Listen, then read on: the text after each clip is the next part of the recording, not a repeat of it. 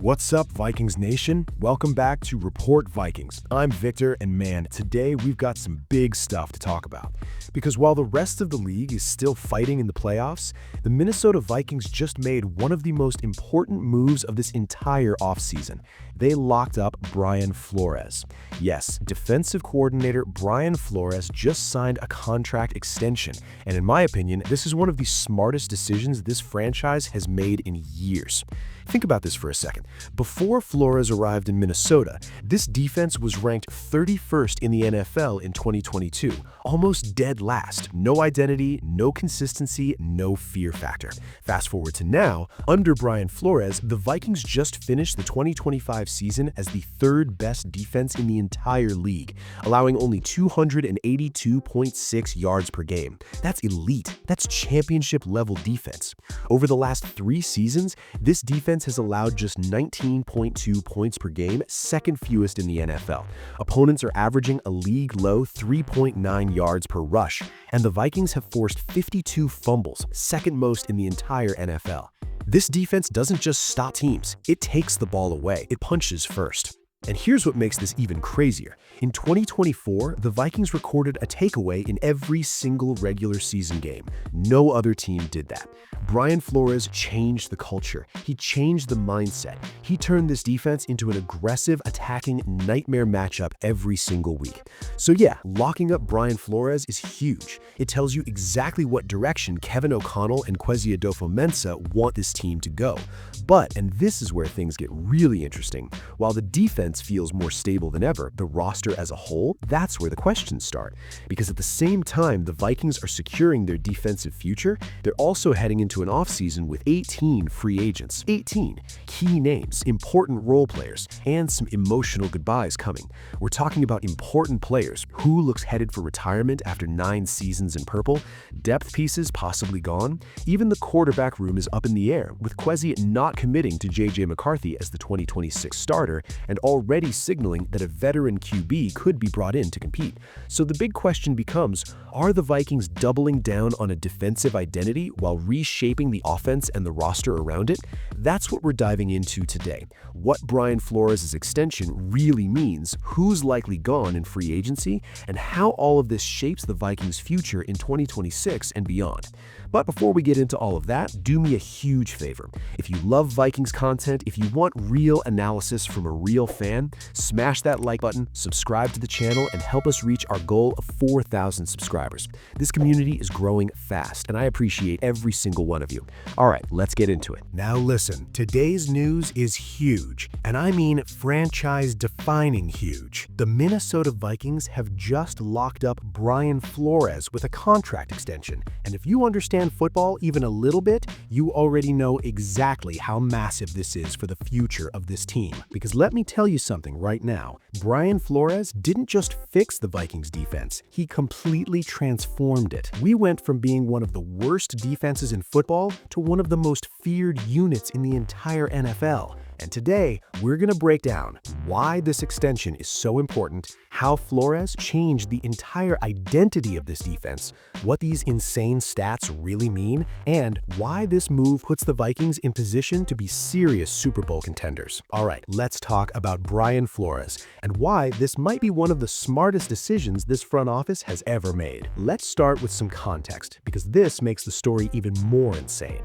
Back in 2022, before Brian Flores arrived, the Vikings defense finished 31st overall in the NFL. That means only one team in the entire league had a worse defense than us. We were soft. We couldn't stop the run, we couldn't get pressure, we couldn't force turnovers, we couldn't get off the field on third down. It was painful. Every game felt like a shootout. We had to score 30 plus just to survive. And then Brian Flores walks into the building. In just 3 seasons, Flores completely flipped this defense upside down. Here are the numbers from 2023 to 2025. 19.2 points allowed per game, second best in the entire NFL. 317.1 total yards per game, elite level. 5.1 yards per play allowed, fourth best. 105.4 rushing yards per game allowed, fifth best. 3.9 yards per carry allowed since 2023, best in the NFL. Let that sink in. This defense didn't just improve, it became elite. Now let's talk about 2025 specifically, because this is where Flores really stamped his legacy. In 2025, the Vikings defense finished third in total defense. 282.6 yards per game allowed, only Houston and Denver were better.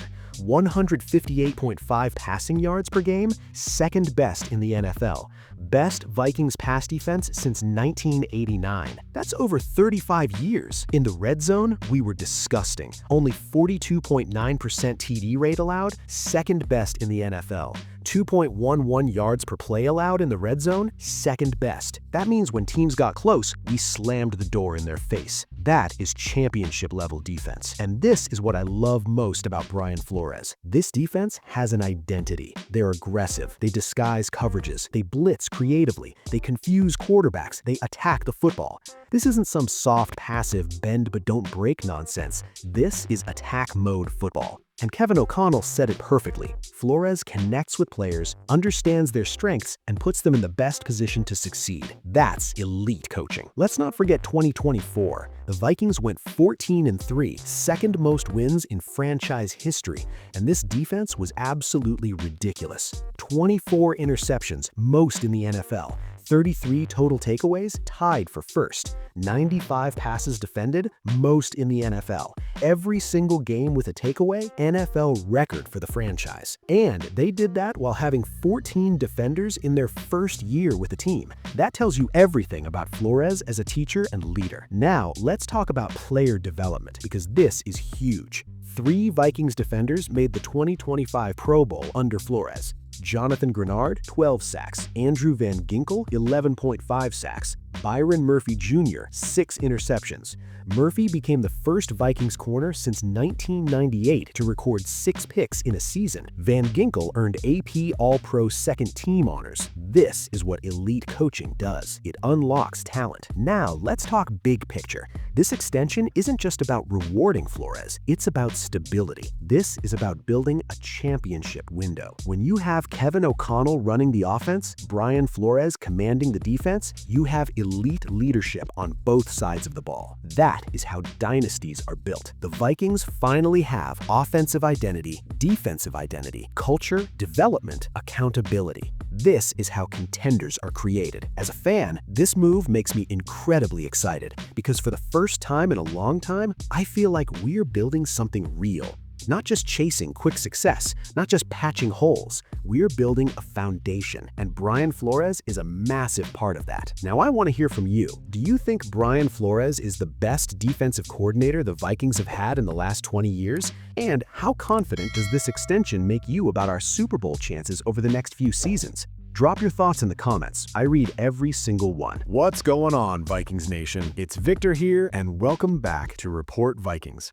Now listen, the season is officially over, and that means we've entered one of the most important parts of the NFL calendar, the offseason. And today, we're talking about a big one. The Minnesota Vikings currently have 18 players hitting free agency in 2026, and some of these names, yeah, they matter. Some of them have been part of this team for years. Some were short-term experiments, and some situations tell us a lot about where this roster is heading. So today, we're breaking down who's likely out, why they're probably gone, and what this tells us about the Vikings' plans moving forward. But before we jump in, do me a favor, smash that like button. It really helps the channel. Subscribe if you love Vikings news and analysis. Help us reach our goal of 4,000 subscribers. All right, let's talk about these 2026 free agents. Let's start with a name that hits close to home, C.J. Ham, a Minnesota kid, a Duluth native, a guy who embodied what it meant to be a Viking. If the regular season finale was any indication, C.J. Ham may have played his final NFL snap. He scored a touchdown against the Packers, which already feels poetic, and then received a game ball in the locker room after the game. That doesn't feel random, that feels like a goodbye. After 9 NFL seasons and 2 Pro Bowl appearances, all signs point to Ham stepping away from football and focusing on being a full-time dad. From a football perspective, this makes sense. The fullback position just isn't valued the same way anymore, and Kevin O'Connell's offense doesn't rely heavily on it. But emotionally, this one stings. CJ Ham was culture. He was toughness. He was Minnesota. If this is it, respect. Absolute respect. Next up, Jeff Okudah. Okudah signed a one-year deal with the Vikings for the 2025 season, hoping for a fresh start. Unfortunately, things just never clicked. His season was derailed by a concussion and appeared in only 6 games, finishing with 12 tackles and 1 fumble recovery. For a former top 3 pick, that's just not enough impact. And when you factor in injury history, lack of availability, and the Vikings' strong cornerback development under Brian Flores, it's really hard to see a scenario where Okudah is back in purple in 2026. This feels like a short-term experiment that didn't work out, and that's okay, it happens. Now this one is just brutal. Rondale Moore. The Vikings brought him in to be a depth wide receiver, a dynamic kick and punt returner, and his entire Vikings career lasted 1 play. 1 punt return, 1 torn ACL. And the worst part, it was his 2nd ACL tear, after previously tearing the other knee. That's just heartbreaking. From a roster-building standpoint, though, it's hard to justify bringing him back. The Vikings need reliability, especially in the return game. And with that injury history, it's tough. This one isn't about talent, it's about availability. And unfortunately, that probably means Moore is out. Now let's talk about quarterback, Carson Wentz. The Vikings' backup QB situation in 2025 was, let's be honest, a mess. With J.J. McCarthy dealing with an ankle injury, Wentz was forced into action and made 5 starts. His numbers, 2-3 record, 1,216 passing yards, 6 touchdowns, 5 interceptions, 19 sacks taken. He was hit a lot, pressured constantly, and eventually his season ended with left shoulder surgery. The Vikings have already made it clear they plan to bring in a veteran quarterback to compete with or support McCarthy this offseason, but everything points to Wentz not being that guy. This feels like a clean break and a full reset of the QB room behind JJ. Finally, let's talk about Ty Chandler. Chandler just wrapped up his 4th season with the Vikings, but injuries have been the story of his career. In 40 games, he's made just 4 starts, played in only 3 games this past season. That's rough. For a former 5th-round pick, you want to see progression, availability, and trust from the coaching staff. And unfortunately, Chandler never quite got there. With the Vikings likely looking to add depth at running back through the draft or free agency, Chandler may be headed elsewhere. When you step back and look at all these names together, something becomes very clear. The Vikings are getting younger, prioritizing durability, resetting depth pieces, and building around a clear core. This isn't about emotional decisions, it's about roster efficiency and long-term success. And honestly, that's encouraging. Now I want to hear from you, Vikings Nation. Which of these departures hurts the most? And which position do you think the Vikings must address first this offseason? Drop your thoughts in the comments. I read every single one. If you enjoyed this breakdown, make sure to smash that like button, subscribe if you're new here, and help us hit our goal of 4,000 subscribers. We're getting closer every day. This is Victor, and this is Report Vikings. Skol, Vikings Nation, and I'll see you in the next one.